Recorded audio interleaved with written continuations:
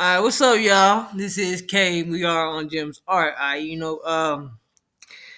was YouTube scrolling, and I came across this video right here, and it's funny. I've watched like maybe 2 minutes of it, and then I was like, "Yo, I gotta do a video on this. This is crazy. What in the world are they talking about?" All right, so let's get into this crazy defense that they have going on in this Ahmaud Arbery case. Let's go. In just a couple of hours, the last word in the trial of the three men accused of killing Ahmaud Arbery. The prosecutor will deliver a rebuttal to the closing arguments, and we will bring it to you live. It is the final chance to address what was a dramatic and controversial presentation from defense lawyers that some say evoked racist images of the antebellum South. This is what happened in closings. First, the lead prosecutor argued the defendants initiated the encounter with Ahmaud Arbery and were not, as they claim, acting in self-defense. All three of these defendants made assumptions about what was going on that day, and they made their decision to attack Ahmaud Arbery in their driveway. The famous saying is, "You assume you make an ass out of you and me." Because he was a black man running down the street.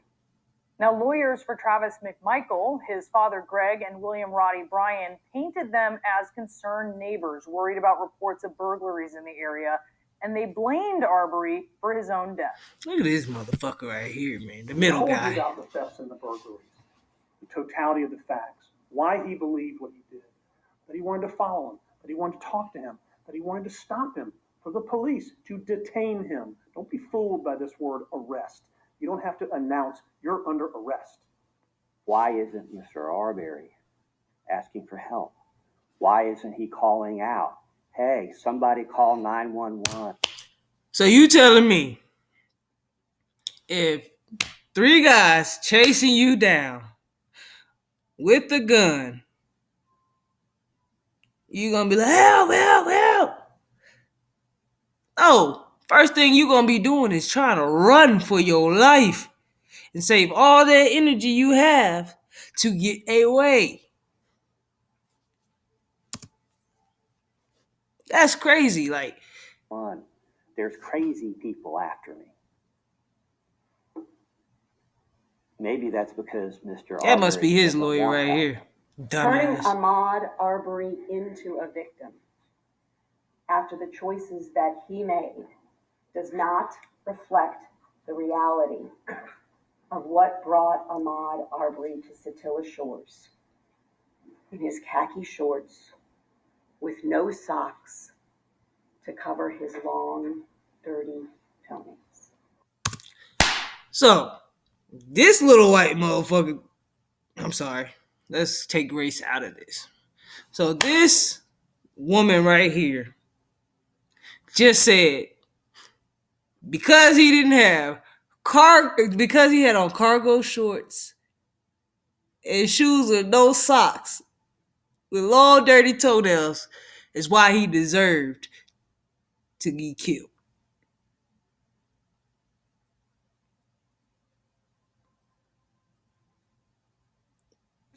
What type of blue gazy ass argument is that?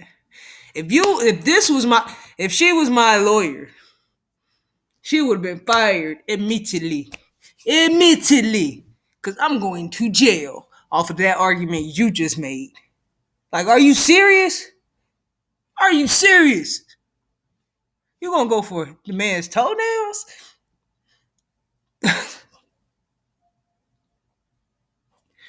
I can't make this stuff up, people. I can't make this stuff up. Oh, that's sad. Joining me now, CNN legal analyst and criminal defense attorney Joey Jackson and CNN senior legal analyst and former federal prosecutor Ellie Honig. Friends, we're going to get to the long, dirty toenails issue in just a moment. First, though, Ellie, I want to address what we're going to see this morning, which is a rebuttal from the prosecution. What exactly is that? And why is it important that it's happening this morning? So a rebuttal is the final word, is the prosecutor's chance to address and hopefully, if you're the prosecutor, correct all the things that the defense lawyers, in this case, 3 of them, just argued. Now, I think there's an interesting tactical advantage to the prosecutor to getting to go this morning. Now, when I was giving rebuttals as a prosecutor, I used to like to try to stand up immediately before the defense lawyer even hit the seat and basically say, everything that guy just said is bogus. However, there's a practical issue with the 4:30 p.m. rebuttal. You've got a jury that's been sitting there all day. They're exhausted. They've heard more information than any human being could process. And the whole time you're going, they're just going to be thinking, oh my God, I got to get to the supermarket. I got to feed my kids. It's 5:15. What's going on? Now they go home, they sleep. You get to open today as the prosecutor. You get the final word. Judge instructs them. They deliberate. The most recent thing they've heard is your rebuttal. So I think there's a nice advantage there for the prosecutor. Okay. Joe, I That's want to good. address what we just heard from the defense there. Yeah, The because this is a long, bull dirty coming from the. toenails for Ahmaud Arbery. That was from one of the defense attorneys there. I had a chance to speak to Arbery's mother, Wanda Coop Jones, overnight. This is what she said about the moment. It actually caused her to get up and walk out of the courtroom when that was said. Listen. It was very, very disturbing. I thought it was very, very rude to talk about his long, dirty toenails and to totally neglect that my son had a huge hole in his chest where he was shot with that shotgun.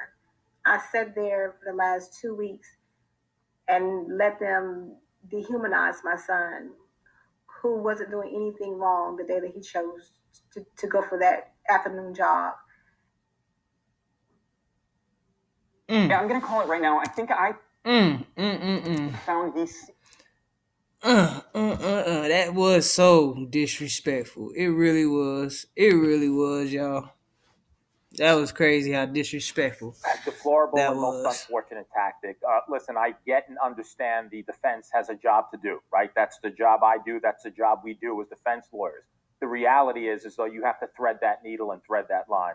This was just outwardly and blatantly, in my view, racist. You want to talk about dehumanization? That's what it was about. You have to look at what she said in the context of her larger argument. Her larger argument, John, was about our neighborhood, an interloper coming in here. We had issues with our neighborhood. We had curfews. We were on edge in our neighborhood. And so if you ask me, she's speaking to that 11-1 split, right? Let's address the elephant in the room. We know from the outset that there was 11 white jurors and 1 African-American juror, notwithstanding the demographics of the area, which are 75% white, 25% black. And so I believe that she was really amping that up and trying.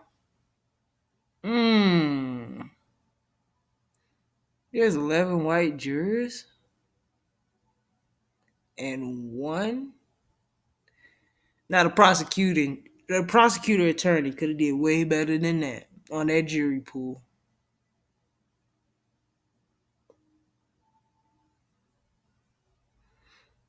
They could have did way better than that. This is America, okay, people? We have all different cultures. So I don't want to just see 11 white people and 1 black person. I don't even want to see 11 black people and 1 white person. I don't even want to see that. We are a multicultural country. And that's what it should be about. People, I want to see 12, 4, well, we could break it down. 4 whites, 4 Chinese, 4 blacks. 4 Indians, 4 whites, 4 blacks. Like, or Hispanics. It doesn't matter. Like, be American when you're doing American things. Like, going to trial for America. Stop putting all these, a large majority of a group of people on the jury. Versus, and then just having 1 outcast.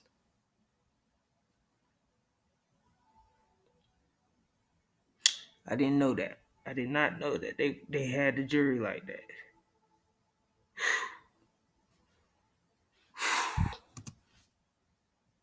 Trying to wrap her client up in, he is one of you, do not convict. That's not, certainly you want to have the notion of not convicting my client, but to do it in that manner I just think transcends the bounds of decency and is not what we should be doing. How does the prosecution deal with that in rebuttal, if at all? I think the prosecution will deal with that in outstanding fashion. I think the prosecution all along has made the argument that this shouldn't have happened, didn't need to happen, there was no basis in it happening, but not just saying that, grounding it in law. Why? You talk about citizens arrest law. Citizens arrest applies when you're actually seeing a crime or you have immediate knowledge of a crime. The defense has been arguing about things that happened the week before, 2 weeks before, the month before. No, it's about what happened now. What, John, did the prosecutor say in her, not rebuttal yet, that's this morning, in her initial argument? He was killed because he was a black man walking down the street. She'll get up and say, I told you so, right? And the fact of the matter is that I think when she talks about the prosecutor, the issues of self-defense is not warranted. Why? He wasn't engaging, that is Ahmaud Arbery, in any felony. He didn't provoke, they provoked. They were the initial aggressor. This is part and parcel, the prosecution will argue, of an issue that didn't need to happen. It happened predicated upon race. And you know what? Their defense lawyer told you so. She'll slam them today. Do you think the prosecution needs to address that really controversial, some would say deplorable comment? And what else, Ellie, do you think the prosecution needs to do this morning? Yeah, so I agree with Joe. I think if the prosecution does its job well today, they can turn that right back around on the defense, right? They can argue, you heard a lot of things from both defense lawyers that was either, I think, explicitly almost racist with the long toenails, but also a lot of coded stuff with the neighborhood. And there was a lot of talk from the defense lawyers about the panic, the worry, the concern of the people in this neighborhood, that their way of life was being threatened. And I think you turn that around and you say, that's why they overreacted, folks. That's why this was not a legitimate citizen's arrest, because they were not acting rationally, these defendants. They were acting rashly and unfairly. And that's why they jumped to conclusions, getting back to the prosecution's defense, and made what the prosecutor called driveway decisions. I do think it's worth noting just the grace of Ms. Cooper-Jones. I mean, to sit through this trial, to have her deceased son attacked like that, and to just put on the demonstration of grace that she showed in that interview is remarkable. Can I ask about one thing that I noticed in the defense yesterday that we hadn't seen directly before? It's three separate defendants here who have three different sets of interests. And the attorney for— That's what I'm saying.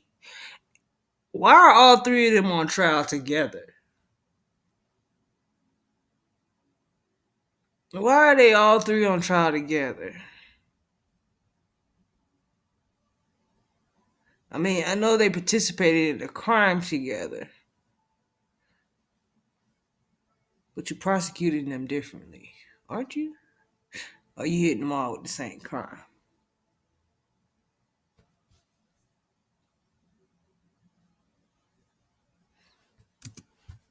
For Roddy Bryant at the end there, in his closing, seemed to be suggesting, you know what, my client's a different matter here. There may have been a crime, but my client was just filming it. In fact, you wouldn't even know there was a crime if my client wasn't there. And if I'm in the jury, I might be thinking, is this one of the defense lawyers saying that the other two guys are guilty? Well, it is. But the problem, John, is that should have been capitalized at the outset. What you do as a defense lawyer or prosecutors, you have a theme and a theory. And I thought that the theory he had at the end actually resonated. My client had no intent. He was there. He's in the neighborhood. No one knows him. He saw something happening. He didn't have a gun with him at all. He didn't have a rifle with him at all. He just happened upon a scene. He filmed it. He cooperated. What's he doing here? It was those guys who did it.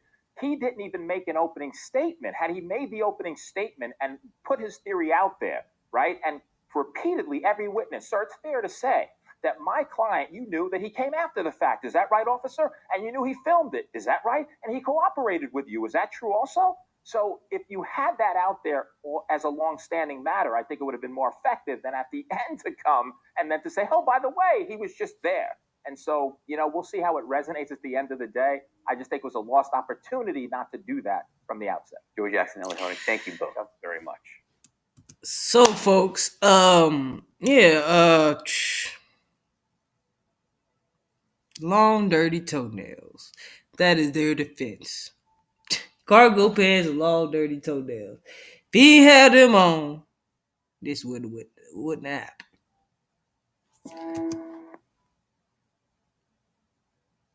That is crazy. That is absolutely crazy. And if they get found not guilty, we absolutely, positively know that we need to go ahead and get rid of everybody in Congress, the Senate, and the House of Representatives and start this shit over. We need to hit a reset button because history needs to be history, exactly where it's at in the past, and leave it there. And we need to come up with create our own new history. Because this repeated cycle of games that they've been playing is not okay. It costs people their lives, it costs people their time, and those are two things you can't get back. And for us to be out here really wanting to kill each other versus kill down some of these laws, these fugazi laws, and I'm not saying like physically kill them down, like fight to take them down and always possible. We have some very smart, intelligent people in our community that just lose hope.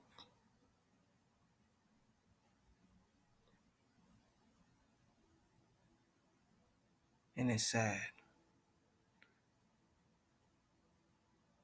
Change needs to happen. And if America, the Americans, those 11 jurors, plus that one singled out juror, if they can show us that they are ready to treat us equally and fair, then we'll play this little game with you. But honestly, I'm tired of playing the game. I'm trying to win.